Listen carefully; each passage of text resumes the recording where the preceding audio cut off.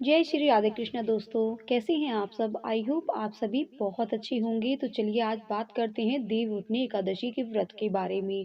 दोस्तों, हिंदू पंचांग के अनुसार देवउठनी एकादशी के दिन तुलसी जी का विवाह शालिग्राम जी के साथ कराया जाता है। एकादशी के अलावा आप तुलसी जी का विवाह द्वादशी को भी करा सकते हैं। जो लोग तुलसी जी का विवाह कराते हैं उनका दाम्पत्य जीवन सुखद बना रहता है। अगर किसी युवक युवतियों के विवाह में बाधा आ रही हो तो ऐसे लोगों को तुलसी जी के विवाह में जरूर सम्मिलित होना चाहिए। तुलसी जी के विवाह के दिन आप तुलसी जी के पौधे को भी दान कर सकते हैं। और जो लोग एकादशी या द्वादशी तिथि के दिन किसी कारण तुलसी जी का विवाह नहीं करा पा रहे, ऐसे मान्यता है कि एकादशी से लेकर कार्तिक पूर्णिमा तक आप किसी भी दिन सुबह से लेकर शाम तक किसी भी समय राहु काल का समय न को छोड़कर तुलसी जी का विवाह आप करा सकते हैं। अगर आपके पास तुलसी जी का पौधा पहले से घर में हो तो आप उनके साथ शालिग्राम जी का विवाह करा सकते हैं।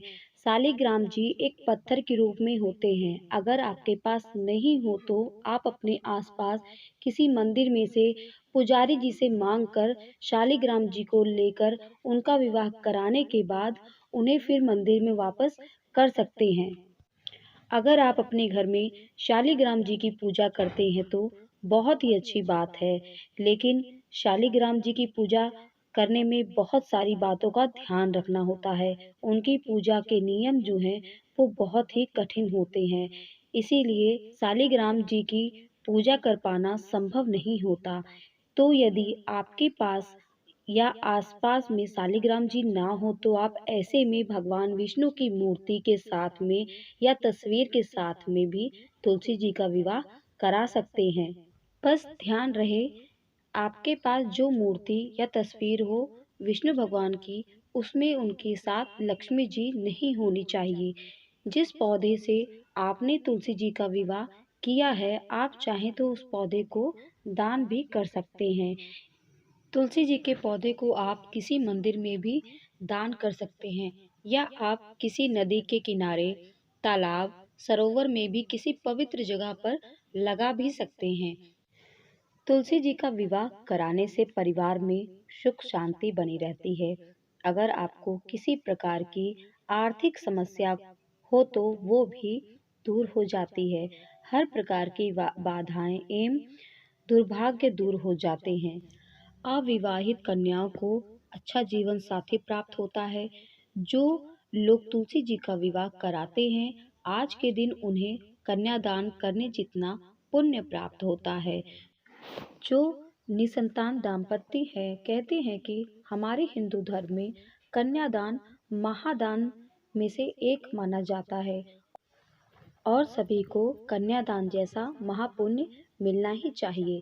ऐसे में जो निसंतान दाम्पत्य हैं, उन्हें भी जीवन में कम से कम एक बार तुलसी जी का विवाह जरूर कराना चाहिए।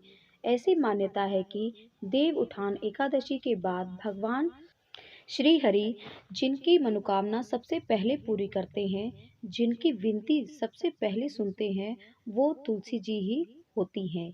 इसीलिए यदि आपकी कोई विशेष मनोकामना हो तो आप तुलसी जी की पूजा करते हुए तुलसी जी के पौधे के पास अपनी मनोकामना को जरूर दोहराएं। तुलसी जी की पूजा जरूर करें। यदि आप तुलसी जी का विवाह नहीं करा पाते तो आप देव उठान एकादशी या द्वादशी को पूरी विधि विधान से तुलसी जी की पूजा करें। तुलसी जी को श्रृंगार की सामग्री जरूर चढ़ाएं। कार्तिक मास में जो लोग कार्तिक व्रत के नियमों का पालन करते हैं, उन्हें अच्छे से जानकारी होती है कि कार्तिक मास के महीने में तुलसी जी को सिंदूर अर्पित नहीं किया जाता है। जिस दिन तुलसी जी का विवाह, चाहे वो देव उठान एकादशी को हो या द्वादशी को हो, उसी दिन उन्हें सिंदूर अर्पित किया जाता है। लाल चुनरी चढ़ाकर 16 श्रृंगार की सामग्री अर्पित करके तुलसी जी का श्रृंगार किया जाता है। कुछ लोग उन्हें साड़ी, चुनरी, लहंगा आदि से भी सजाते हैं। घर में मंडप लगाते हैं। जिस प्रकार से विवाह का आयोजन होता है, उसी प्रकार धूमधाम से तुलसी जी की पूजा भी करते हैं। अगर आपकी सामर्थ्य और श्रद्धा हो तो तुलसी जी का विवाह करा सकते हैं, नहीं तो आप केवल पूजा करके भी पुण्य प्राप्त कर सकते हैं। हर किसी के घर में कोई न कोई जीवन में कोई न कोई दोष जरूर होता है, चाहे वो वास्तु दोष हो या कुंडली दोष हो या पितृ दोष हो, चाहे वो किसी भी प्रकार का ग्रह दोष हो। इन सभी दोषों को दूर करने के लिए तुलसी जी का विवाह या तुलसी जी की पूजा जरूर करनी चाहिए। जिन लोगों को संतान सुख प्राप्त नहीं है, ऐसे में उन दाम्पत्य को भी तुलसी जी का विवाह कराकर संतान सुख प्राप्त कर सकते हैं। इस इस बार साल 2023 में तुलसी जी का विवाह 23 नवंबर दिन गुरुवार 2023 को देवउठान एकादशी है।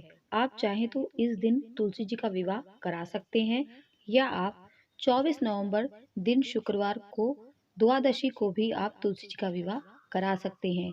तुलसी तुलसी जी का विवाह कराने के लिए आपको अपने घर परिवार के सभी सदस्यों को आमंत्रित करना चाहिए। शाम के समय विधि विधान से तुलसी जी और शालिग्राम जी का विवाह कराया जाता है।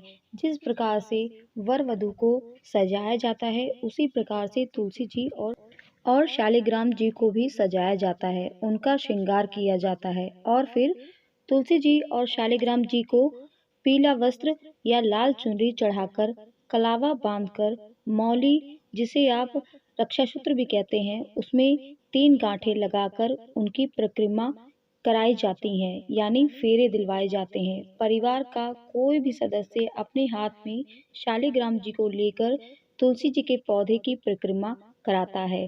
7 बार परिक्रमा कराने के बाद जिस प्रकार से फेरे किए जाते हैं, उस प्रकार से फेरे दिलवाए जाते हैं और फिर इस प्रकार से तुलसी जी का विवाह की प्रक्रिया जो होती है वो पूर्ण हो जाती है। धूमधाम से गाजे बाजे के साथ भजन कीर्तन करते हुए तुलसी जी का विवाह कराया जाता है। दोस्तों, आज का ये वीडियो और हमारी दी हुई जानकारी अगर आप सभी को पसंद आई हो तो प्लीज़ हमारे चैनल को सब्सक्राइब करें। अगर वीडियो ज़रा सा भी अच्छा लगा हो तो वीडियो को लाइक ज़रूर करें। तो ऐसे ही वीडियो के साथ मिलते हैं नेक्स्ट वीडियो में। आज के लिए इतना ही। नमस्कार, राधे राधे।